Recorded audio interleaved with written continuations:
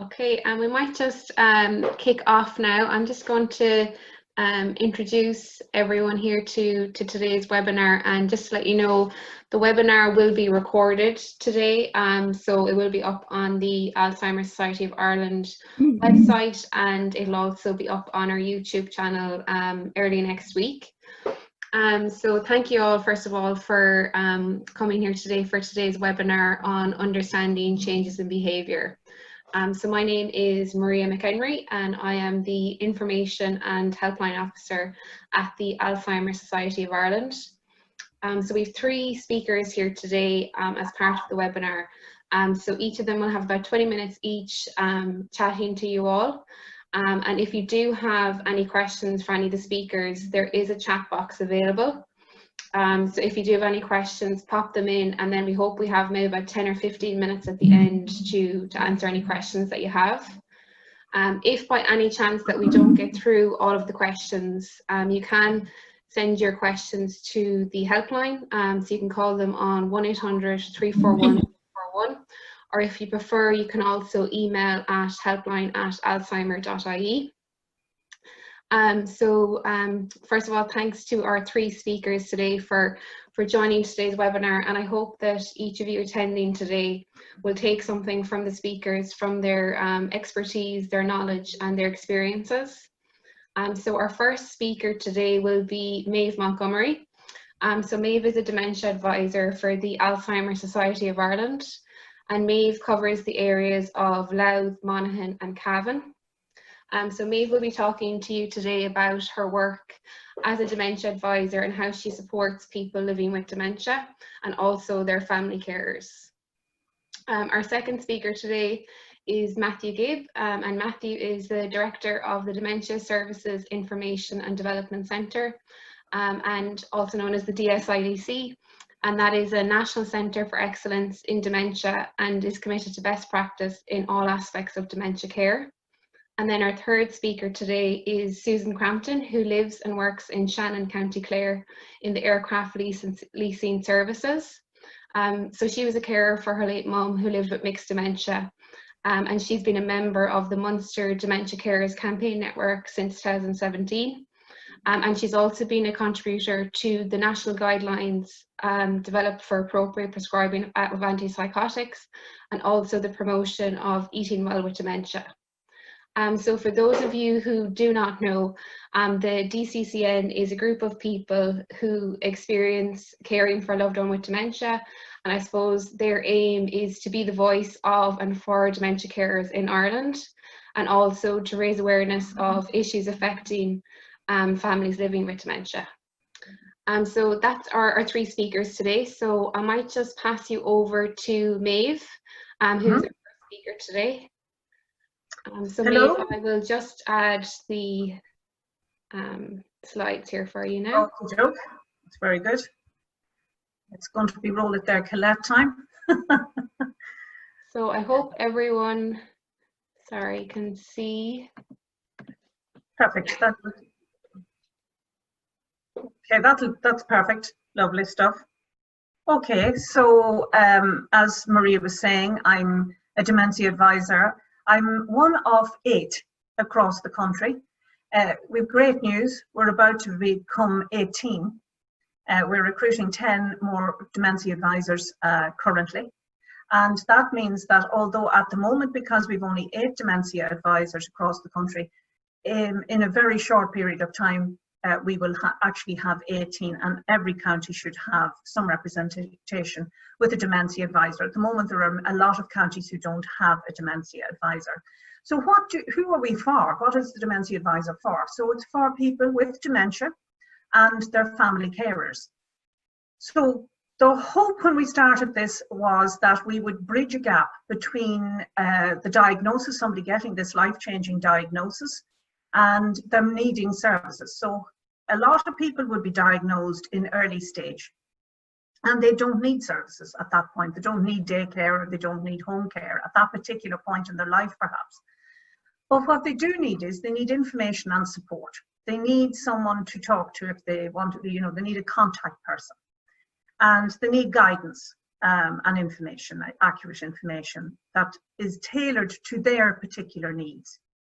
So that was the idea of setting us up. But as we have moved on and evolved through this, we've noticed that actually sometimes the person isn't referred to us at all at early stage, that the person may not get a diagnosis until middle stage, or that another service may not have, they may not have been referred into us or have heard of us until later on. And that's perfectly all right as well. It doesn't matter at what point in your journey you contact a dementia advisor, that's okay. We can be your dementia advisor from then on. And there is never any discharge from this service. Once we're your dementia advisor, we're your dementia advisor for your entire journey. That doesn't mean that we're in your face for your entire journey. That means that we are your contact person for your journey. And you can dip in and out and phone us up. And even if there's a gap of a year, you can come back and ring us up because there might be something that you want to ask us or something has changed. Next slide. So the dementia advisor role, we provide information and signposting. So we provide accurate, tailored information to the person directly, signposting to other services. We help access service and supports for people. We're crisis prevention and early intervention. That means that we're not crisis intervention. The idea of the service is that we try to get there before there's a crisis and head it off by signposting people to the appropriate services that will help them. We want to reduce social isolation and stigma around dementia. We want to enable people to participate and engage. And we want to encourage people to maintain independence and well-being, and that sometimes means educating families not to jump in and do everything for people, to let them live their lives and do as much as they can for themselves, and to give them the courage to do that. Peer-to-peer support, that could be through daycare, where somebody is attending a daycare with other people who have dementia, or it could be maybe with a social club, or it could be for the family member where they would have the support group. I think that's all the little pop-ups on that one.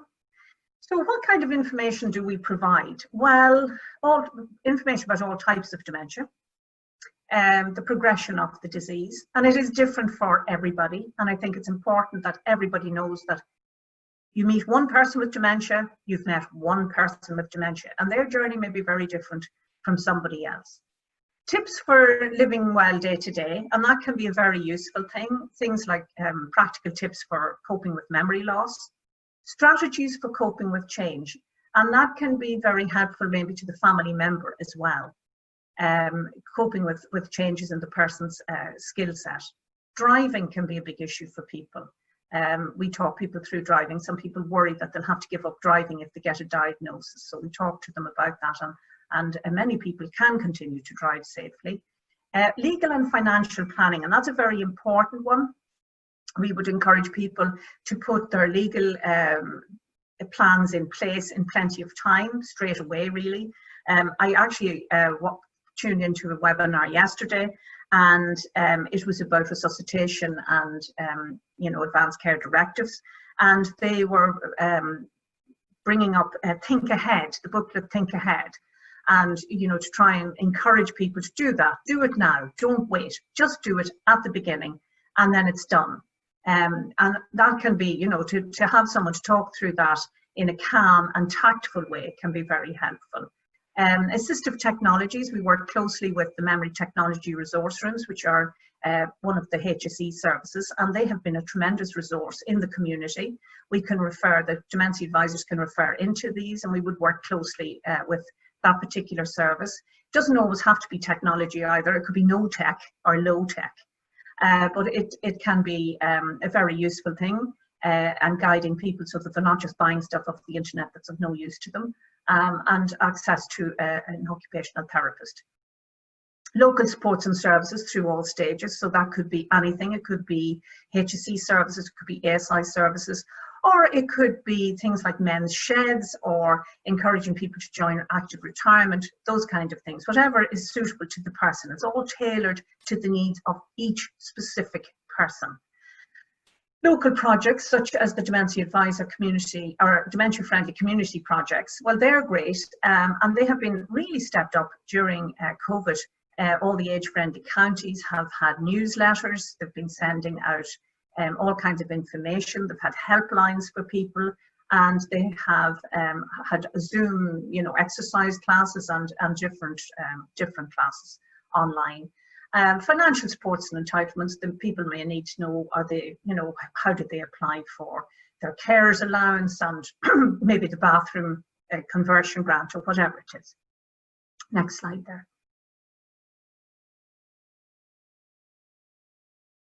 Next slide there, sorry. It's not coming up. Oh, there we are. That's an example. I just picked this particular slide, this one of the picture with all the different, now did it go too far on? Is that one there? Okay.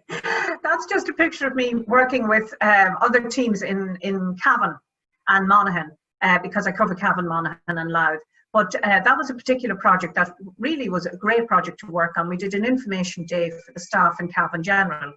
And it was a great opportunity for me to network with other services, but we've worked very closely together since. I'm in touch with all of the people who were on that committee, and we had a great day in which we were able to impart information to hospital staff. So that's the kind of project that we might get involved with, information days and giving talks as well. So move on. So services that the Alzheimer's Society have been trying to provide during COVID, because we have faced a lot of challenges, because a lot of our services have had, the face-to-face services have had to close down. And at the moment with this, we are coming across a lot of problems for people. So the services that have been running have been home care. That has been running throughout as normal in the counties where we have Alzheimer home care. They have continued and have remained in play. Dementia advisors have worked. Now we've had to change that. We're not going out to visit people face to face. We're working from home, like this is my home. We do it by phone, email, Google Meet. The National Helpline has worked throughout and has been extra busy through this difficult time and have continued as normal. Online family carer training. Now that was in place before COVID, but we've had to stop all the face-to-face training. There was face-to-face training and online training. So what they did to adjust, they put on extra courses online, and they were snapped up and I've had great feedback from people that I have recommended this to.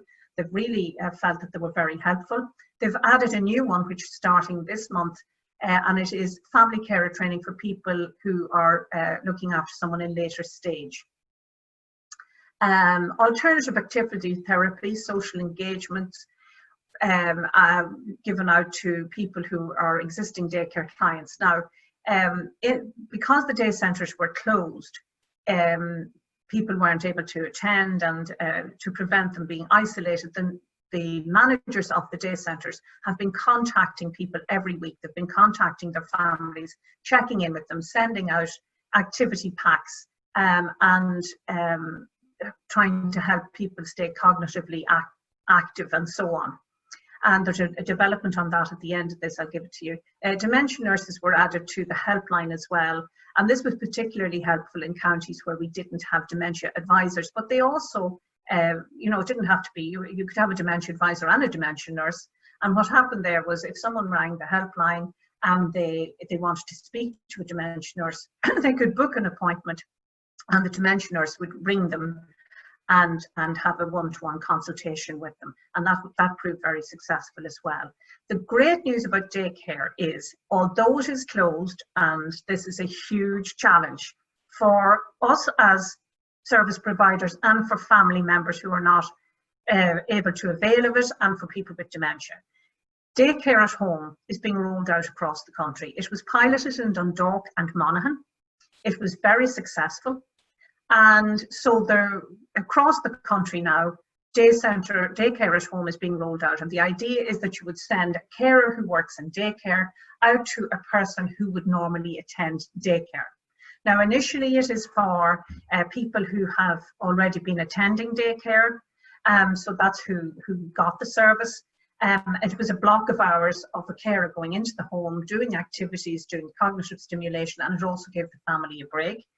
But it's if the managers find that actually they don't, the clients maybe don't want somebody in, or perhaps they've passed away, or they've gone into full-time care since lockdown, they're now working their way through, they then work their way through the waiting list, because there's a waiting list for most daycare. But that has been a very successful, it's a new initiative, and we're very hopeful that that will help families in lieu until we can start opening our day centres again. So next slide.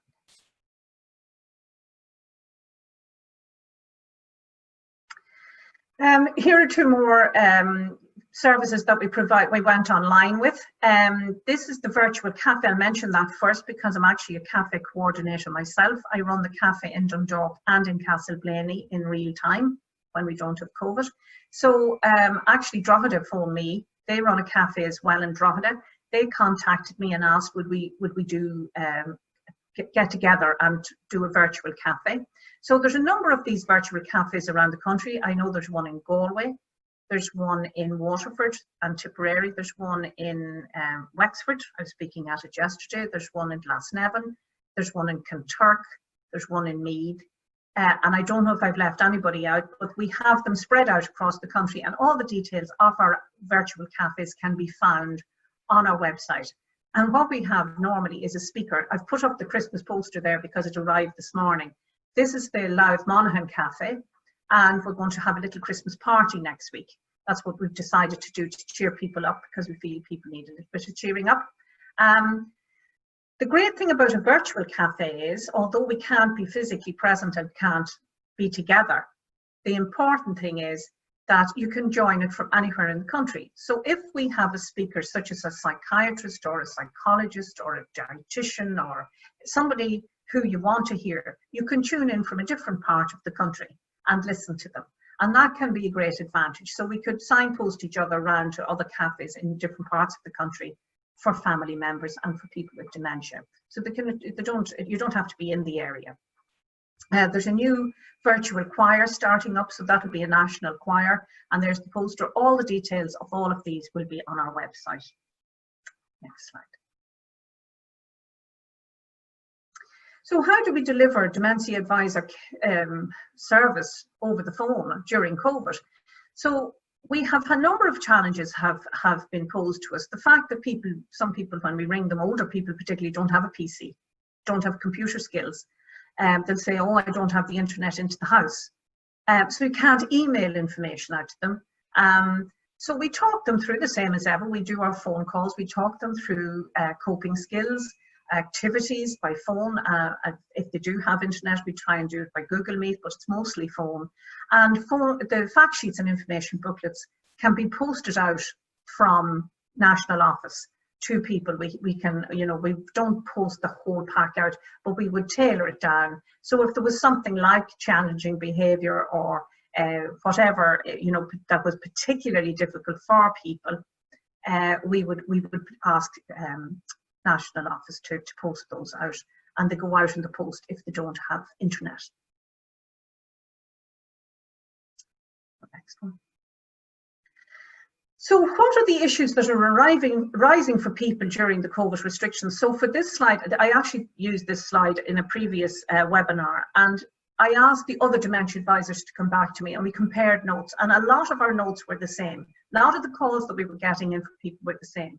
So the person with dementia not remembering why they can't go out and meet other people, why the family aren't visiting, they don't remember social distancing or washing their hands. Now that can be a huge challenge for the family member, because they're worried that they're going to walk up to someone and be rebuked, or they're worried that they'll go up to someone too close and catch COVID and not washing their hands because of the short-term memory. It has created a lot of behavioural problems for people as well. And I would just say, as examples from my own phone calls, I've had some very dramatic phone calls from people.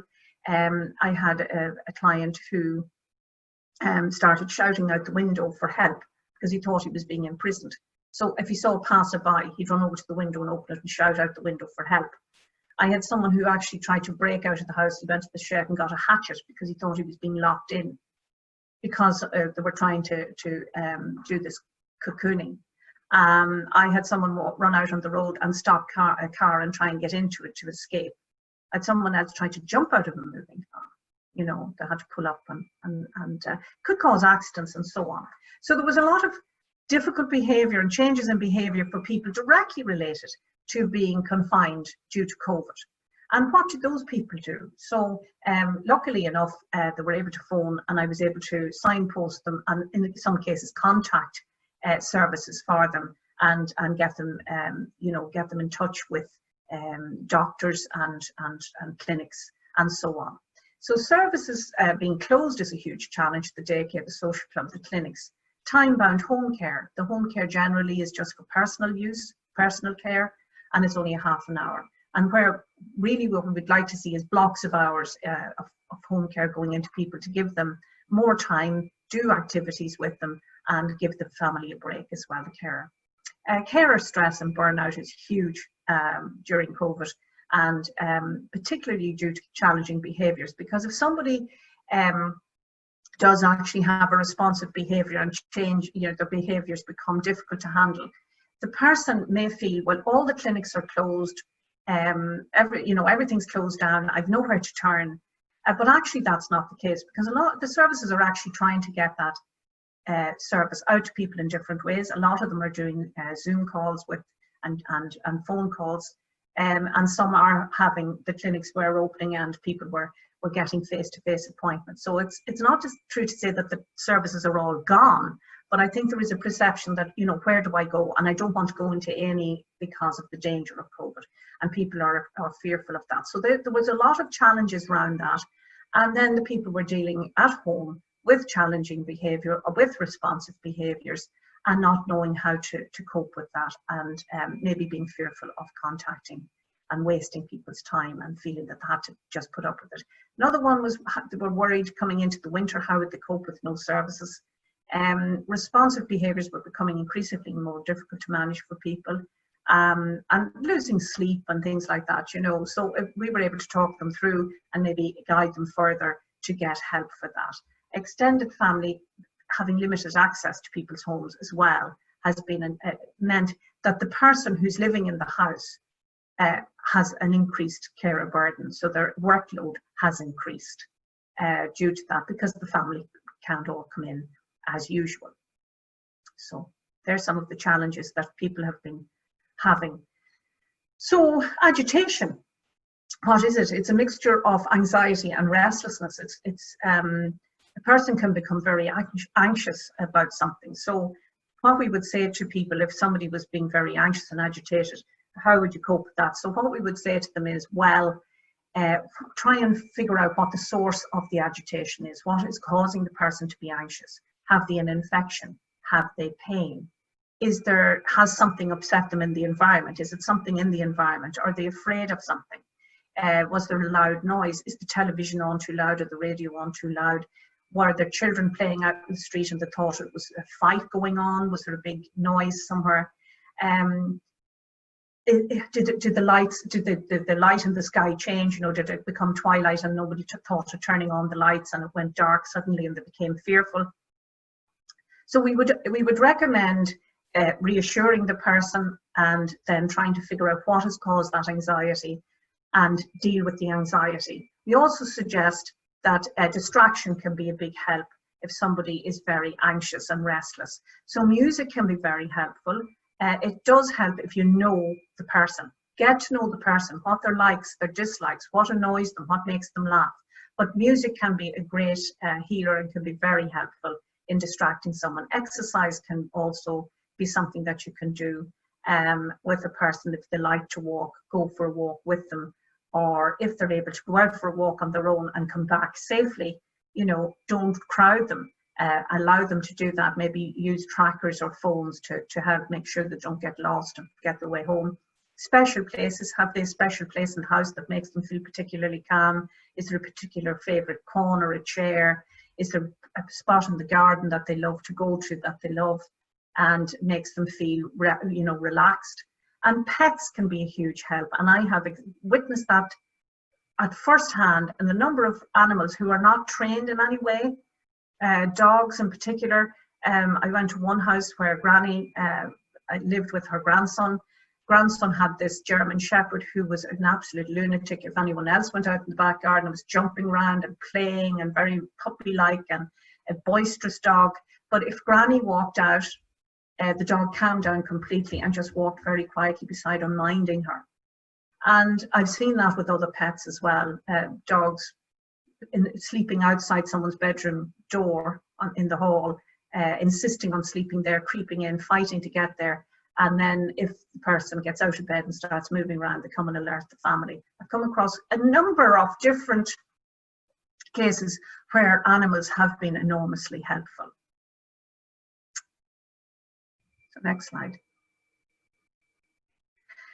Dementia Advisor Service. The family can contact us directly. They can phone us, they can look us up on the website, they can phone us, or they can email us. They can, quite often, if they want to ring the helpline will direct them to us. I'm covering Cavan, Monaghan and Louth. As I say, in a very short time, we hope to cover the entire country. There is a referral form for professionals. It's a very short form, it's 2 pages, very, very simple. But anyone can refer into us. And the plan is that we would contact the person. In good times, we would make the contact, offer to have a face-to-face appointment. At the moment, it's all being done remotely. But you can email and phone us. That's it. Thanks, Maeve. That's great. I think for people listening, maybe who don't have a dementia advisor in their area, they can always contact the helpline service, and we are hoping as well to have a dementia advisor in more counties from next year. So thanks, Maeve, that's great. So our next speaker is Matthew Gibb. So for those of you who have maybe missed the beginning, Matthew is the Director of the Dementia Services Information and Development Centre. So Matthew's going to be talking to you a little bit today about understanding changes in behaviour and a little bit about the 5 new fact sheets that myself, Matthew and the team at GSIDC worked on. So Matthew, over to you. Thanks, Maria, and thanks for asking me to talk today. I appreciate that. I'm just going to share the screen. Okay.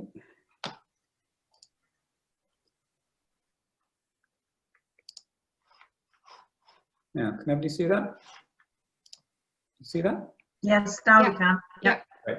Okay. So as Maria was saying there, we've been working with the Alzheimer's Society since probably about November in 2019, and our work together was badly disrupted, obviously, by the pandemic, because we'd hoped to have these fact sheets out. I think probably around about February, March, I think, last year, but obviously that fell apart. But look, we're delighted to be at this stage now. So what I'm talking about today is, I suppose I just want to maybe just try and reconceptualize a wee bit about how we view changes in behaviour. And obviously this is, I'm speaking in a very kind of general way here. I'm not really talking about specifics, because obviously every situation is different, every person's experiences are different. But I just want to put a few ideas to you and see what people think. So I've got my first slide. Work. There we go. So one of the things I want to look at is perhaps just first off is some of the language that we use in relation to changes in behaviour, and I think sometimes the language used isn't always altogether helpful. I've put up just a few different phrases or descriptors that you hear bandied around quite a lot, and I suppose I just want to maybe think about changing perhaps the way we describe some of these things. So obviously challenging behaviour is one that most people will be familiar with. Disruptive behaviour, we would hear a lot on wards here in St James's. Problematic behaviours, people who are behaviourally disturbed, even attention seeking, I hear that sometimes. And more commonly, what's happening these days is that that we're perhaps thinking a bit more carefully about the language that we use. And some of the more common terms these days are for changes in behaviour would be things like responsive behaviours, and then even more current, I suppose, is the non-cognitive symptoms of dementia. And I suppose there's a slight difference and nuance between those two terms. The non-cognitive symptoms of dementia, I suppose, would be one that we would use, I suppose, in maybe more in the medical field and in academia. And it's kind of describing some of the kind of neuropsychiatric symptoms. So these would be things where people are experiencing things like delusions, hallucinations, depression, anxiety, apathy, that kind of thing. Responsive behaviours, I suppose, is a bit more user-friendly. It's preferred by people with dementia themselves, I suppose, as opposed to terms like challenging behaviour. And I suppose it's how people, it's about representing how their actions, words and gestures are a response to the kind of what's happening around them, to their personal lives, their social lives, their physical environment. So it's very much about responding. It's about acknowledging that it obviously acknowledges that there's changes happening in the brain. But it kind of ascribes these behaviours to it gives meaning to them, to the behaviour. So it's very much around behaviour as being a form of communication, and I'll touch on that a wee bit later in the slides. So how commonplace would these changes in behaviour be? Most people with dementia will experience these non-cognitive symptoms of dementia, as I said, agitation, apathy, aggression, anxiety, that kind of thing. This is statistics, so this is obviously academics who've been studying this, and from the research that they've drawn these figures from there. But agitation seems to be the most prevalent out of all of the behaviours. With apathy and aggression coming in relatively close place behind that. But the interesting thing, more than 2/3 of all non-cognitive symptoms of dementia are mild, or certainly non-distressing. So they're not really upsetting the person with dementia, but perhaps causing more frustration and anxiety amongst the caregivers rather than the individuals themselves. But technically, they don't require any major specialist input. Oh, sorry, I've gone back there for some reason. Okay, so what I want to do is try and think how to try to rethink the concept of this phrase "behaviours that challenge," and I think we need to be very, very careful, as I said, about using phrases like that. And when we're labelling people and grouping kind of behaviours together, we're very used to hearing the phrase, behavioural and psychological symptoms of dementia, BPSD, in the medical field. And when we start lumping these together, I think it can be quite damaging when we try and transfer this labelling to the actual individual.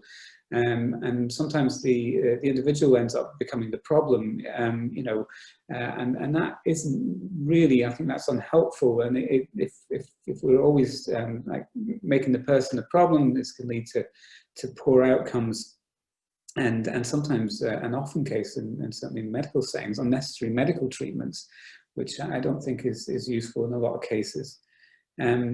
So I think if we're going to use words to describe behaviours, I think that's what we should be doing. We should be talking about what the actual behaviour is. So is the person, are they sad?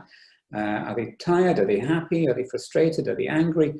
And I think if we're actually identifying the actual behaviour itself, then this is it's much more useful when we're looking for solutions or for remedies. Look, I suppose everybody has good days and bad days, and we have, we have our happy times and our sad times. But I think if we really want to understand the changes a person's experiencing, I think it's vital that we understand the person themselves. I think I mean, first off, I mean, not all changes are a result of a dementia, for example. The changes may just be to do with the fact that, a person is just feeling a bit down or a bit elated or whatever it happens to be. But I think the better that we know the person, the better that we know Jim or Barbara or Sean or Maeve, then the more likely the responses that we make are going to be the right ones.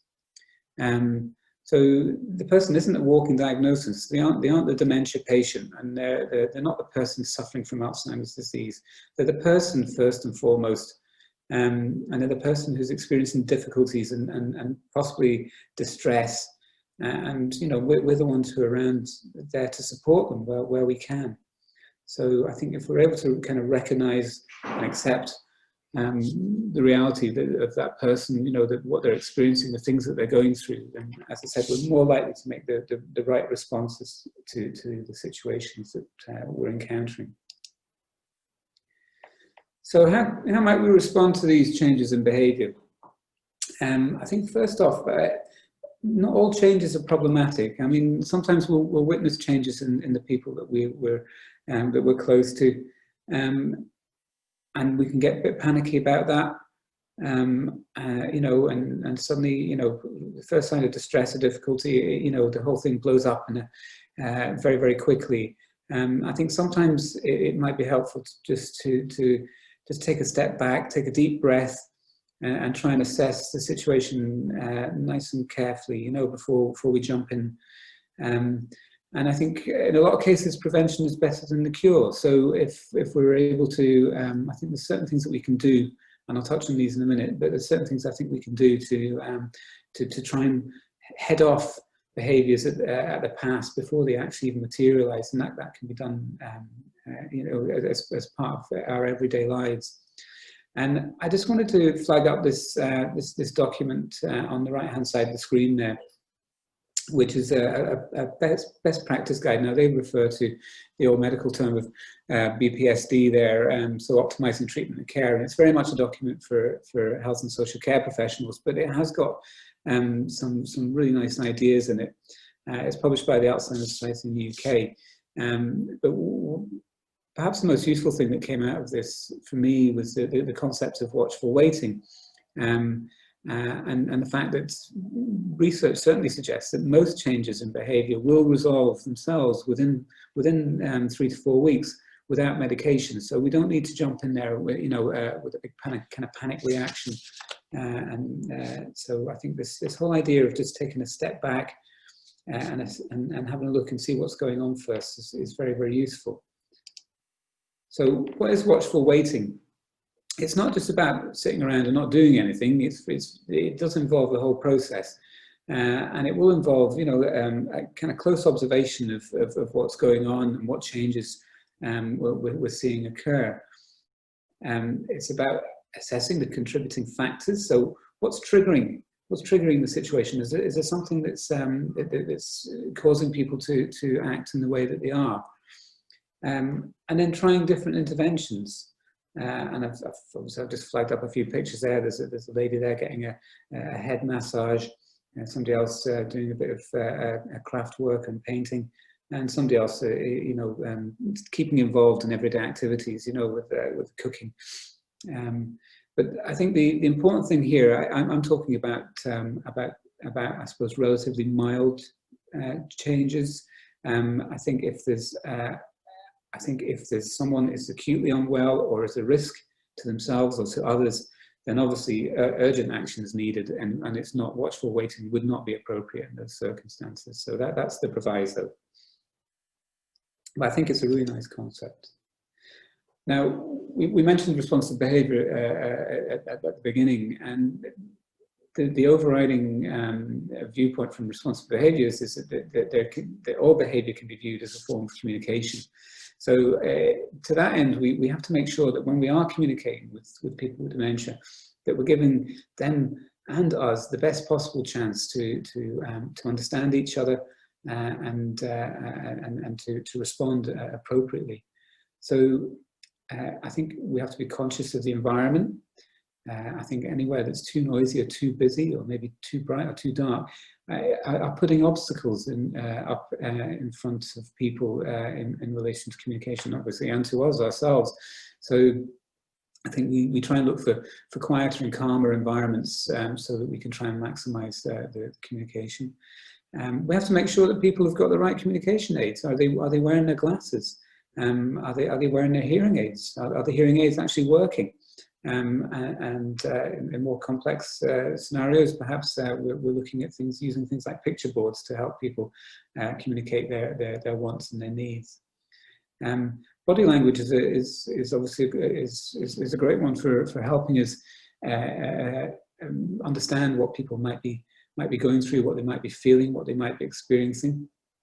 And it's not rocket science. We all understand and read body language intuitively most of the time. So, you know, sometimes it's fairly obvious. If people are very cross or angry with you, then that usually comes across, you know, they don't always have to say many words. It might just be that, you know, it might just be a glare or a grunt or something like that that's putting that message across. And also, are we using the words and phrases that the person understands? Or is our own language, being too complicated, too complex? You know, do we need to break things down into a more simple format? Do we have to just simplify things just that little bit to help that person understand what we're trying to say? And some general advice. I think one of the things that we will often say to people from a professional point of view when we're working in for example, the memory clinic, we will often say to the family carers that look, if somebody deteriorates very suddenly, and certainly in conditions like Alzheimer's disease, which generally have a relatively slow course, you don't often expect to see rapid change in the person. It's usually gradual change over time. So if that person deteriorates very suddenly, and I'm talking over the space of a couple of days, you know, where everything's all right on Monday, but things are very badly wrong come Thursday, it's often something else. It's often not the dementia. There's often some underlying medical problem there. So in those kind of scenarios, I think you need to seek medical advice urgently and not hang around. Otherwise, generally, I think try and stay calm and avoid arguments and confrontations where you can. Look for possible causes or triggers. So, is the person in pain? Is there a problem with the environment? Has something changed in the environment that's upsetting them? Is there some obvious cause for the frustration? Also, is there a pattern to the behaviour? It's often quite useful to get people to log when they're experiencing the changes in the behaviour. Often people sometimes, certainly in care settings, the problems around or the difficulties around changes in behaviour can often occur at times where you're rendering social care, personal care to somebody. So you're helping them wash or dress or something like that, and you're actually very much in their physical space, and that can trigger reaction. Is there an emotional component? Is that person looking for a long dead mother or father or something like that? Is there a reason? Are they looking for that safety and security that they might have found from the individual that they're looking for? And as I think Maeve mentioned earlier, I mean, distraction can be very, very useful if a person is exhibiting changes in their behaviour that's perhaps causing anxiety to themselves and to the caregiver. Are we able to distract them? Are we able to just point them down a different path for a while? I think can the behaviour be safely ignored? It might be irritating. It might be hard to deal with at the time. But can you just ignore it? That sometimes helps. Assistive technology. If a person's having problems communicating, and if they're out they want to go for a walk, and you're worried about where they're going to be, are they able to use a simple mobile phone, for example, so that you can perhaps allow them to go out for a walk by themselves, and you perhaps are able to lower your own anxiety levels about that. Utilising routines, that's another one we would often encourage people to do. So we all have our daily routines, and we all hang our days and weeks and months around those routines, and it can be very, very effective. I think, you know, people feel very grounded when they know what's coming next, what happens next in their day. I think very, very important. I think, you know, carers need to take a break, need to take regular breaks. They can come in all sorts of shapes and sizes. I think even you know, during COVID times, where it's very hard, where people are perhaps less able to take the formal breaks that they used to take through daycare or respite. I think if people are able to take even just you know, a few minutes a day where they get that time to themselves, or an hour or two a week, where they're able to take a longer break, and even those can be lifesavers. But also seek support and help. There is support and there is help out there still, even during these difficult times. So don't be afraid to ask and to seek support. And I'll give you a few organisations at the end of the slides here to show you. And supporting the caregivers. I think we all need, certainly those of us who are caregivers, we need that support. I think caring doesn't always come naturally. I think caring for someone with a disability adds a different dimension to the caring role. So I think it's important that we get the support when, you know, as we need it, when we need it. Changes in behaviour can be very stressful, and people, I think, they will need support to develop some of the necessary skills to help them in that caring role. And we're fortunate. I think the Alzheimer's Society is still running, I think remotely running their dementia-specific training. We're looking at things like understanding dementias, managing change, engaging in meaningful activities, and communicating, health and well-being, those kind of topics, and they can be very, very useful. I think, you know, we have that knowledge, you know, I think forewarned is forearmed in a lot of cases. So we were, just to bring us back to why we're doing this webinar today. We're looking at these at the leaflets that we drew up, worked on with staff from the Martha Whiteway Day Hospital here in St James's, which is a clinic dealing mainly with people with mental health problems, but they also deal with a lot of people who are living with dementia as well. And our friends and colleagues in the Alzheimer's Society of Ireland as well. We're delighted to work with them as well in pulling all of this together. So just very briefly, I'll just flick through the slides. So we've got our hallucinations and delusions leaflet. Very briefly, hallucinations are things that you see, hear, smell, taste or feel, something that isn't there. Whereas a delusion is a fixed false belief. So that would be more like, you know, you think you're someone's stealing from you, or you think your neighbour's spying on you, that kind of thing. Both can be caused by changes in the brain and the side effects of medications in some cases. Sometimes they're harmless, and sometimes they cause very extreme distress and may well require medication in some cases. So, this slide was supposed to be before it, because this is the kind of the large leaflet that kind of covers a lot of the topics, and it's really how we might understand some changes in behaviour and how we might respond to those, and it looks at some of the more common changes like repetition and losing things and shadowing and apathy. With intimate relationships, we wanted to see, we wanted to try and take a slightly different tack on this. It wasn't really about viewing changes in relationships as being necessarily a problem, but we try to tackle this from more, as dementia will affect relationships, is really about how people maintain intimacy, how they stay close to each other. So this is very much looking at different ways to express affection.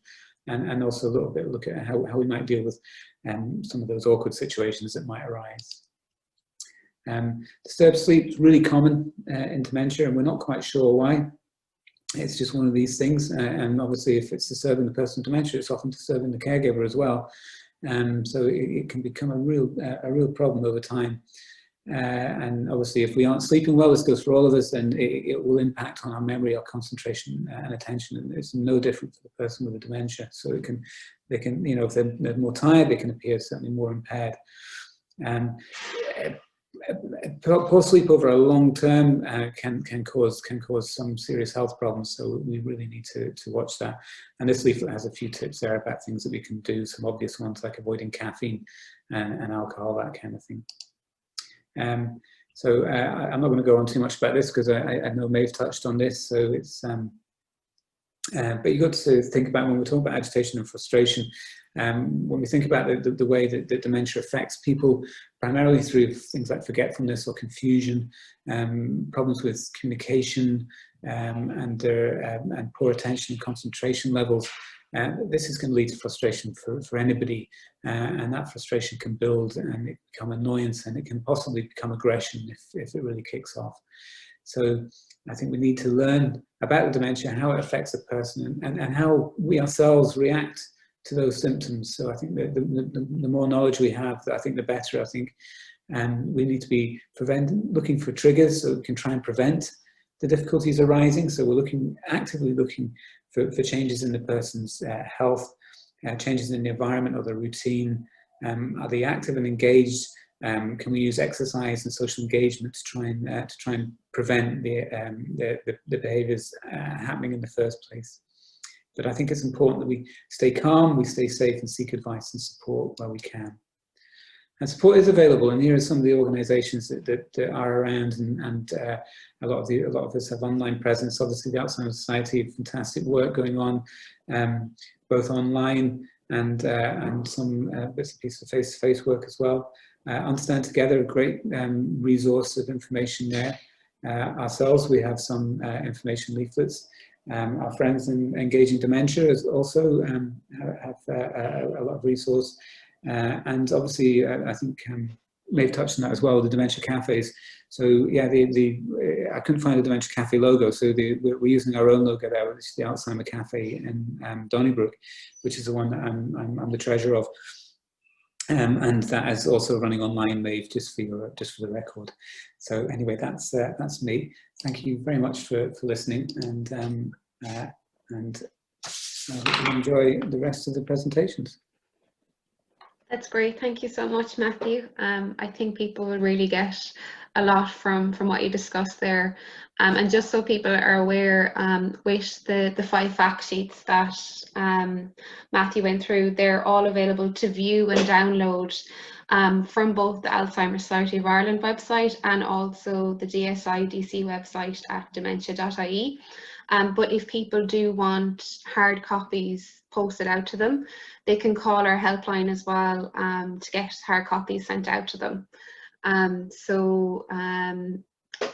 I'll put up a screen at the end so people can access them. Matthew, I think we're still on your screen. Oh yeah, perfect, thanks. So I'm just going to introduce our next speaker, which is Susan. So again, I think some people joined after I gave the introductions.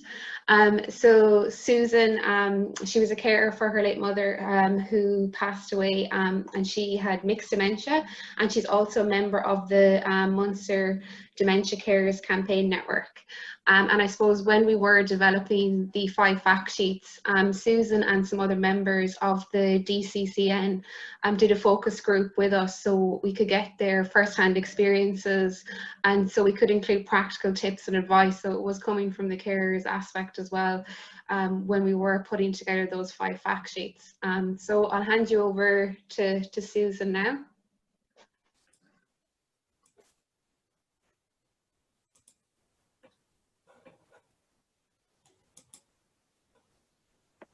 Hi everyone, you can all hear me okay there?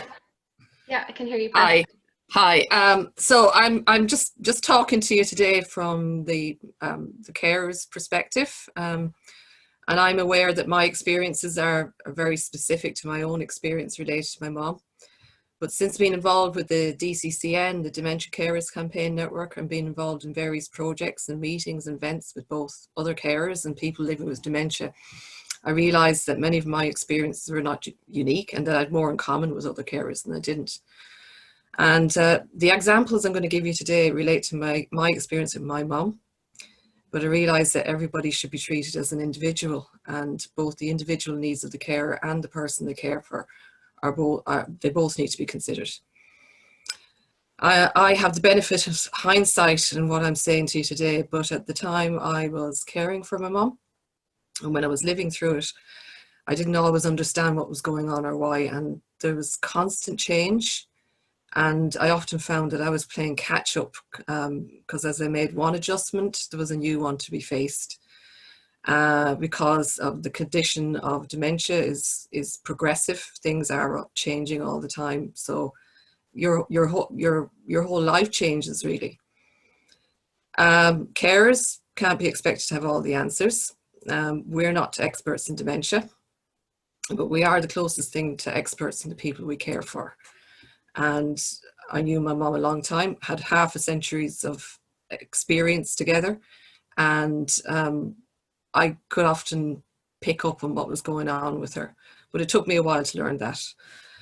So my mum, she lived on her own for about 3 years after her diagnosis. And I often think she kind of went through 3 stages of dementia and 3 different living situations. So she had 3 years on her own, then she had about 2 years living with me, and then for the last 1.5 years, she was in a nursing home.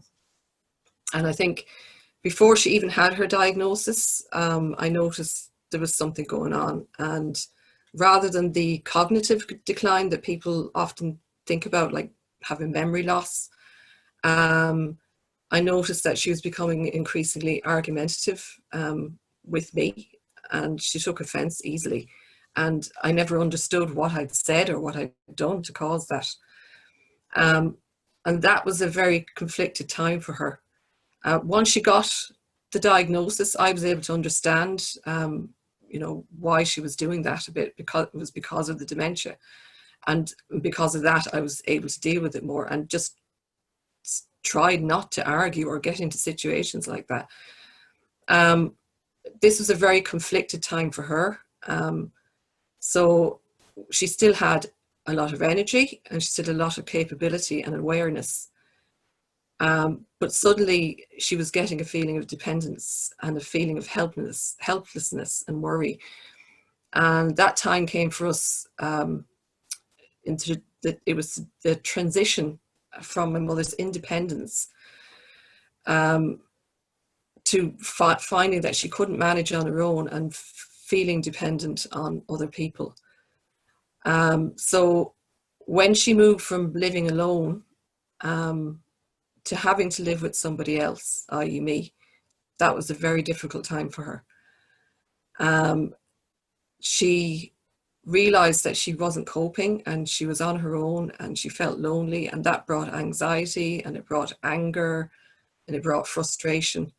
And sometimes I was on the receiving end of it, sometimes other family members were, but it was really difficult for her to cope. And I think when she moved in with me, and she had the care that she needed, and she didn't have to worry about everyday things, she became a lot more settled. So for the 2 years she was with me, she was mostly settled at home, in her own home.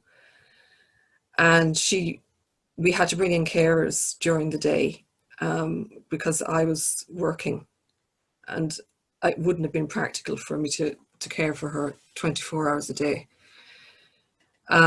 So what the situation we had was that she was still living in her own home, but we had to bring carers in. She couldn't be left on her own anymore, so she was wandering off. She was ending up in the police station.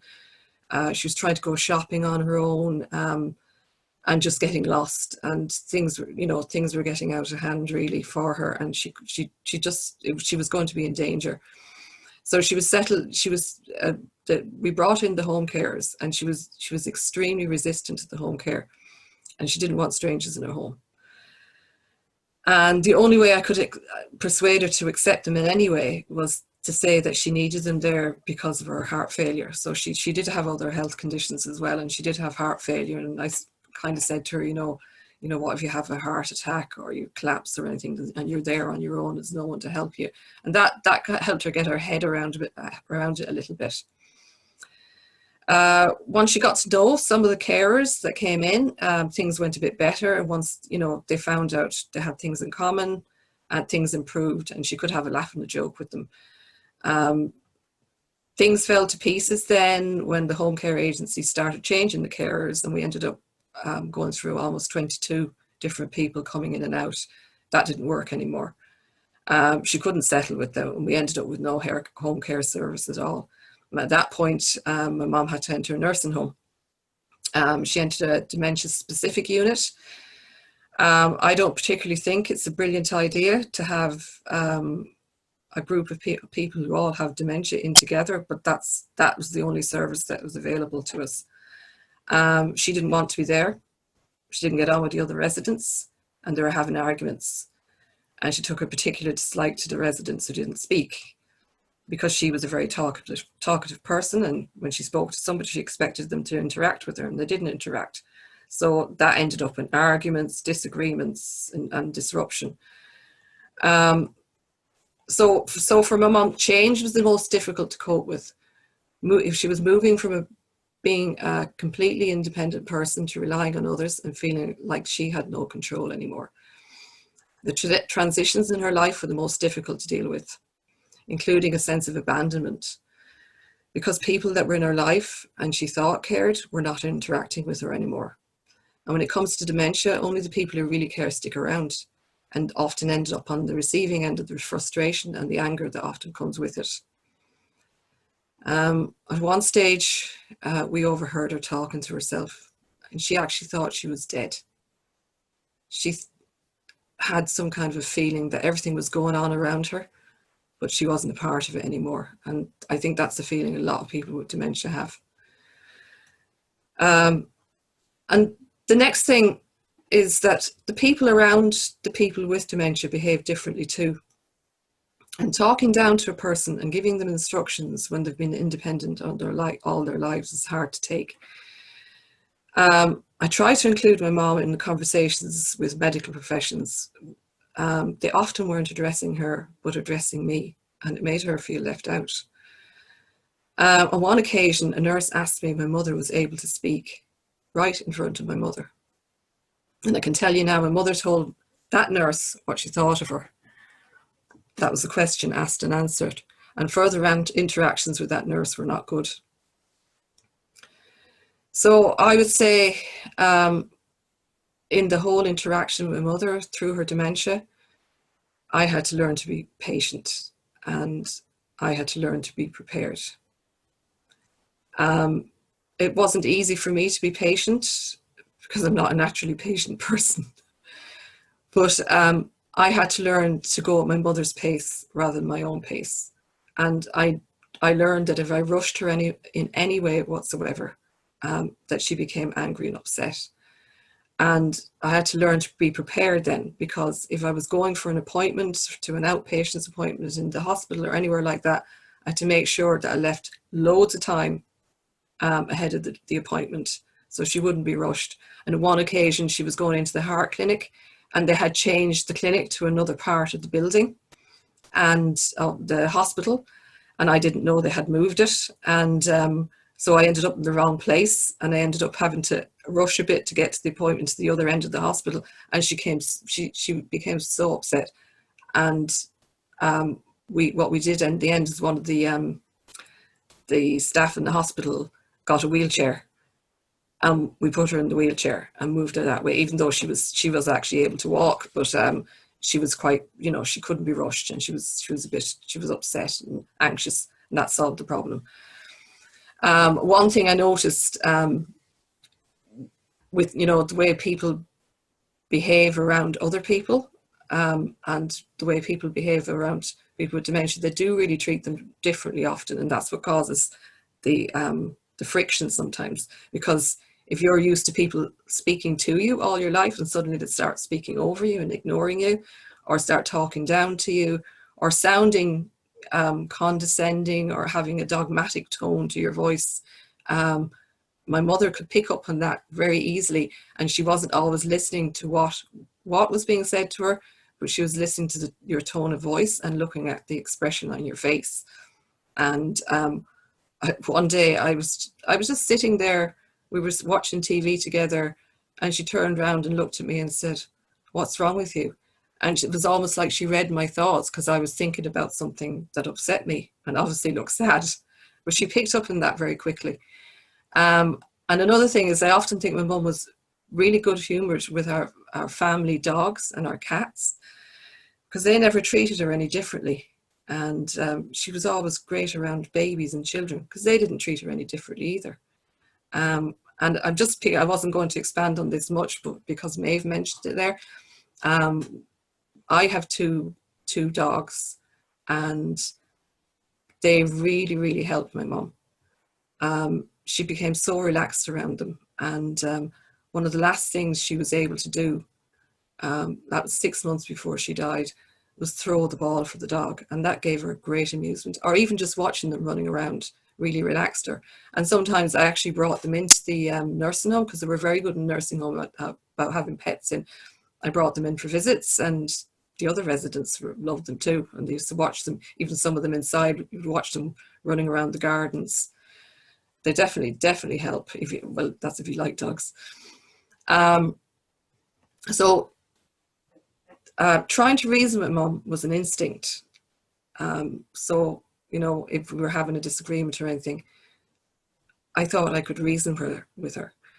And she'd always been a very reasonable, intelligent and open-minded person. And we always had discussions, and we had different points of view, and we enjoyed a healthy difference of opinion, excuse me. But we mostly agreed on fundamental things. And it took me a while to realise that that was not the thing to do when she became agitated or angry with the dementia. Explaining things to her when she was upset wasn't going to help. And one example I can give you is when she was living on her own, she'd ring me up and she'd say her fridge was empty and she had no food. And I knew it wasn't, because I did the shopping for her and I put the food in the fridge. And I used to try and explain to her that, you know, I put the food in the fridge, I'd been shopping, there was plenty of food there. And I realised after a while that didn't help. She actually thought she was starving. I think she was actually hungry, and she had been losing weight. And I realised then that she's been, we'd have dinners prepared for her that she'd put in the microwave, and she'd been throwing them out. She's been flinging them out in the garden. And basically the solution to that was she moved from living alone to living with me. And once she had the full-time care she needed, and she had all her meals prepared and served up to her, that stopped. She didn't worry about that anymore. And that took that responsibility away from her. And she was quite happy to sit in the kitchen watching meals being prepared, but she didn't have to deal with it anymore, because she wasn't able to cook anymore. And it was something she did all her life and did really well. And that it was upsetting for her not to be able to do that anymore. And she also became obsessed with her little cat. She had a little cat called Skippy, and she loved that cat. But she moved from, you know, just talking about the cute things the cat did to totally obsessing about her. And she was always worrying about the cat not having enough food, and kept asking me to buy more food for the cat. And of course, I realised then that it was just the responsibility of looking after the cat that was stressing her out. And I took that over. And again, when she moved in with me, I was looking after the cat, and she could just enjoy being around the cat. She didn't have to worry about doing things for the cat. Again, she used to ask me where the cat was all the time. Repetitive questioning. She could ask me 50, 100 times a day where the cat was, because cats wander off a bit. And I just say, oh, the cat's fine, she's gone out for a while. Again, that was really annoying for me, but it's not, you know, like things like that don't need to be treated, or we just have to learn to be patient again and just listen to the question over and over again. It wasn't doing her any harm, and it wasn't really doing me any harm either. But there are times when we're put under pressure a bit sometimes as carers to look for other solutions to what people call behavioral changes or challenging behaviors or whatever. I didn't really have labels on them myself. So we were put under a bit of, in different settings, there was a bit of pressure there to use drugs called antipsychotics. And these medications, in themselves, they're readily available and they're easily prescribed both within and without healthcare settings. And in my mother's case, the side effects were extremely severe, and we definitely should be looking at any way of dealing with whatever changes in behaviour there are with our loved ones, and looking at these things as a last resort. Most of them are licensed for use in people, most of them are not licensed for use in people with dementia and are not recommended for people over 65. In short, when they were tried for my mum, they did not work and they made her extremely ill. Now, I resisted that. There were suggestions made to me when things got quite fraught at home, and my mum was very restless. She would often, you know, just throw ornaments around, pull the furniture down, she pulled the TV down, things like that happened. And I was always worried that she'd hurt herself. But, and that was a solution that was offered, and I resisted that. But in a hospital setting, she was given these drugs without her consent and without a discussion. And she became temporarily paralysed when she was in hospital for treatment for pneumonia. And those drugs were given to her to stop her getting out of bed. The night before she was administered this drug, she was walking around the ward with me, and she was feeling better after her bout with pneumonia, and she was getting better. I think when you've been sick and you're feeling better, it's perfectly natural to want to be up and about when you're feeling good. But they gave her this drug, and I actually thought she'd had a stroke when I went in to see her. She wasn't able to use the call button in the hospital. She wasn't able to change the channel on the TV, and she was bored, obviously. She wanted to get out of bed. She might have needed the loo. She wanted to get out of bed.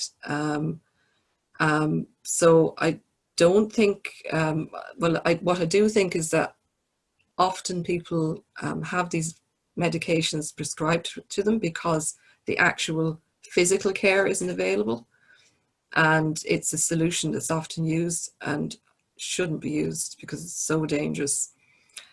On a previous visit to that same hospital, when she wasn't sedated and she was walking around the wards, she was going in and joining other people in the rooms and chatting to them and watching telly.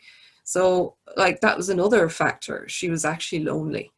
She's in a room on her own with nothing, absolutely nothing to do, and wanted to get out and seek company and find something to do. And another thing about the drugs is they can often suppress a person's personality and reduce their emotions. And people are entitled to have emotions, and people with dementia have different ways of expressing their emotions sometimes. And my mom, she was entitled to have a good cry if she wanted to, and give out if she wanted to occasionally. I don't think that should have been repressed. And again, I just mentioned that there are guidelines in place. If any carer out there feels that that is a solution that the doctor is looking at, that those people should have read those guidelines. They're available on the Understand Together website. And if carers want to look at them, they're there as well for you to look at. People are often prescribed medications because they're told that the person is at risk, but risk is very vague, and I can see cases where, and this is a case with my mother too. I mean, she at the beginning of her transition, say, from being independent to not being independent, and she was very, very agitated and running around. She was actually running around a gravel driveway in her bare feet at one stage, and there were short-term acting drugs used to calm her down in that situation, but not long-term use. It was a short-term use. And again, most of the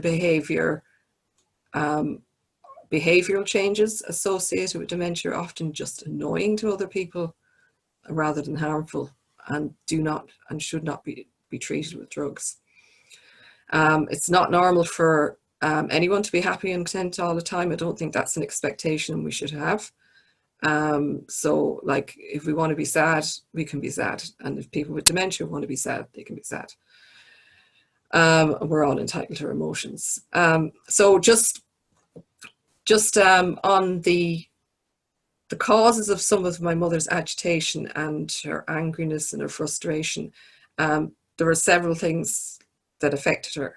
The first one I've kind of dealt with: loss of independence and frustration, confusion and insecurity, not knowing where she was or why she was there. Loneliness. She was quite an independent person and didn't always seek company, but she became needy and lonely when she felt insecure, because she knew she couldn't do the things she was able to do before. And at one stage she didn't want to let me out of her sight. And when she moved over to the nursing home, that was very difficult. And I used to imagine she woke up every morning, had absolutely no idea where she was, and she'd no one to talk to. When she was at home with me, if she called out, I was in the next room, and if it was too early to get up, I'd just tell her, it's too early to get up yet, and she'd settle. Another issue for my mom was discomfort. And she had, I suppose, if you think as a woman, you need some kind of dignity in your life, and when you're living with dementia, things like that can change. And it was extremely upsetting for her that she couldn't go to the toilet on her own, and that sometimes her agitation just boiled down basically to her feeling uncomfortable and not being able to express that, or not feeling she could express that. And when she was moving from the stage where she was able to go to the bathroom on her own to incontinence, that was extremely upsetting for her. And I often noticed that before she needed the toilet, she would often become very agitated and upset. And then when she was in the nursing home and she was wearing sanitary wear, when I used to go and visit her in the evenings after work, she was often very cranky. And I found that if I brought her into the bathroom and changed her, she was fine afterwards. And often, unfortunately, you can't always get to somebody straight away when they need the bathroom, and they're busy in nursing homes as well, and they don't get to somebody straight away. But just having a bit of comfort is important. And we once we were on a plane trip, she was living in a nursing home at the time, and I took her out of the nursing home for the weekend for a trip to London for a big family get together, an uncle's 90th birthday. And again, it's important that you don't stop doing the things that you like doing together, going to family weddings, events, parties. Mom loved a party. And she was, we'd go on a plane, and she was sitting near the window. I was in the middle, and there was a gentleman sitting on my left-hand side, and she was on my right-hand side. And on the way over, she got a bit, cranky on the plane. She didn't mind flying, but she got annoyed, and she started making comments about the gentleman sitting next to me. And that was a bit embarrassing, and I tried to quieten her down. So basically, to get her away for a while, I took her to the bathroom, and it turned out she needed the bathroom. And I think it was upsetting her, the fact that she needed the bathroom, but there was a man sitting there. There was a bit of confusion there. And to be absolutely fair to him, and this is where, you know, dementia awareness comes in as important, that people understand. And this man was so good. He was an elderly man and he was so patient. And I said, oh, sorry. And he just kept quiet. He said, it's fine. And didn't make a fuss. And like when people say things like that, it makes all the difference. And so we went to the party. She had a brilliant time. She became herself again, because she was in an environment where people weren't judging her. People she hadn't seen for years were walking up to her and talking to her and treating her just the way they had treated her when they last saw her a few years ago. On the way back then, we were back on the plane again, and the same man was sitting next to us. And she, again, she started complaining about it, and I realised the reason why she was complaining was she needed the bathroom, and took her to the bathroom, and she was fine afterwards. So things like that, you know, I kind of had to learn as I went along. Other issues, while my mother was still living with me, unfortunately, our daycare fell apart. Because, as I said before, we had like 22 different carers coming in over the time she was being cared for in her own home, and they stopped coming. It wasn't working out anymore, and it was just myself and my daughter that were looking after my mum at home, and I was actually working full time as well. So it became very difficult for us, and she became very agitated. She was, you know, throwing things around, smashing. She pulled all the photo frames off the wall, smashed glass everywhere. Things that were getting really, really bad. And I went to the GP, or I called the GP, couldn't get an appointment. I didn't know what was going on with her. And eventually we had to take her into A&E, which is not, like nowadays, that wouldn't be an option. That would be so dangerous, but that's what we had to do. And it turned out she had a really serious kidney infection. That hadn't been diagnosed, and for some reason, I don't know why they couldn't diagnose it with normal urine tests. And she ended up in hospital on IV antibiotics for a week afterwards. So that was obviously what was going on there. She was just really unwell, and she couldn't, for some reason, whatever way the dementia affected her, she wasn't able to tell me where the pain was coming from. So, or even though she was well able to speak, she couldn't articulate that she was in pain, and she couldn't describe, and she couldn't identify where that pain was coming from. So I kind of realized after that that when she was in bad form and she was hitting out, it was usually either the discomfort, something wasn't comfortable, or she was actually in pain, having some kind of a pain. And that brings me back to the problems we had with the sleep. So she was getting up at night, she was walking around the house, she was doing, which is pretty typical, trying to get dressed in the middle of the night. Two things I realized with sleep was, the first was no naps during the day. I think some people do benefit from naps during the day. My mom didn't benefit from them, and sometimes if you weren't paying attention to her, she could, and you weren't talking and nothing was going on, she could fall asleep, and if that happened, she didn't sleep at night well at all. The second thing was discomfort. You wouldn't expect that a person who wasn't bedridden would get a bed sore or a pressure sore, but my mom got a pressure sore, and it was associated, she had actually had polio as a child, so that's why she was more susceptible to it. But again, I didn't know about that, and that wasn't something that I was looking for. I'd check her foot because she had a bad foot, but I wouldn't think of checking her hip because I didn't think there were any issues there. That must have been causing her some discomfort in the bed. And what we did then was we got a bubble mattress. It's a mattress you put on top of your normal mattress, and it blows air in and out the mattress, and it moves the pressure around the mattress. And that made an awful difference to her. And it was also really soothing for her as well. Another problem was that she was actually getting up in the middle of the night because she needed the bathroom.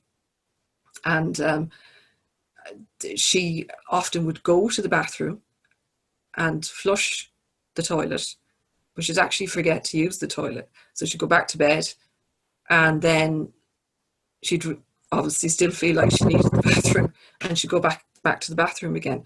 And she sometimes did this during the day as well. So she'd go up and down the stairs. Like one day, I think she went up and down the stairs to the loo 50 times.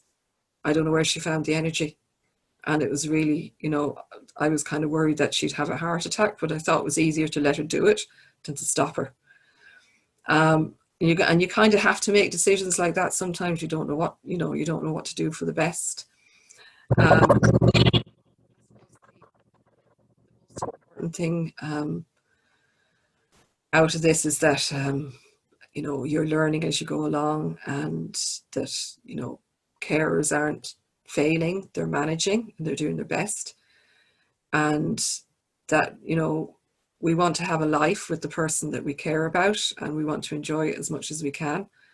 And that, I think, for us, for carers, the best thing is to have a bit of help when we need it. I think things become fraught when people are stuck with one person, 24 hours a day, and there's nobody. It's not normal. So in your normal relationship with somebody that you care about, you go off and do your own thing, and you come back again and you talk about it afterwards. When you're with somebody for that length of time, you can get you can just get annoyed with each other sometimes. You get sick of looking at each other sometimes. So I'd just like to say, sorry for going on a bit now. Look, carers out there, don't give up hope. You're constantly dealing with change. The person you care for is dealing with change. You can both become frustrated. You're allowed to have your emotions. You're allowed not to be happy all the time. You're learning through your experience, and you're not making mistakes. There's no right or wrong answers. What worked for you today may not work for you tomorrow, but you're all doing your best. Thanks. And if anybody has any questions, I'd be happy to answer them. Thank you. Thanks, Susan. Sorry, I don't know what's happening with my mic. Sometimes it's making this weird noise. Susan, that was great, and we actually got feedback from someone there just saying thanks so much for sharing your story. I'm just checking now to see if there's any questions. Yeah, I think let me just see. There's a few just coming through. Bear with me a moment.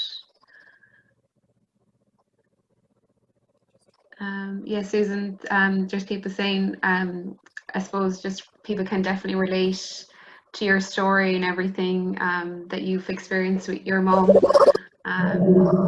And is there any other questions? Okay, so we have a question from someone said, my mother is still living on her own. We have carers coming in every morning from Monday to Friday because we all work. Is there any advice you can give on how we could keep her entertained in the afternoons? So I don't know if there's anyone that wants to maybe respond to that, one of our speakers. I'm not sure, is she on her own in the afternoons, or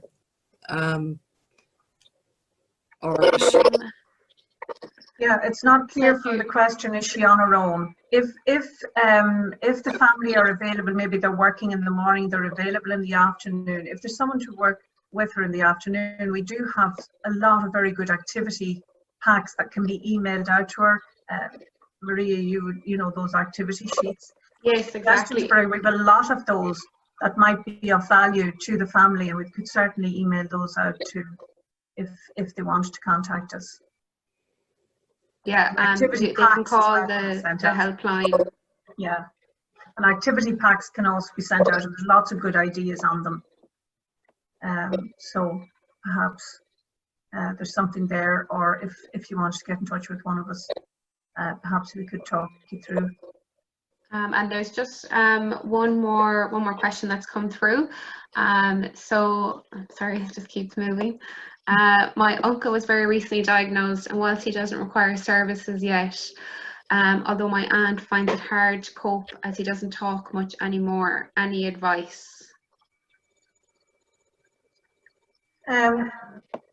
Perhaps life story book, maybe go back through the life story and see if there's any particular things. I remember, just if I could give an example of somebody very early on when I was working initially as a dementia advisor, went into a man, he's very, very quiet man, and he'd sit, and when he was sitting talking, he was sitting kind of tucked in behind his wife. You'd have to kind of nearly look round to see him.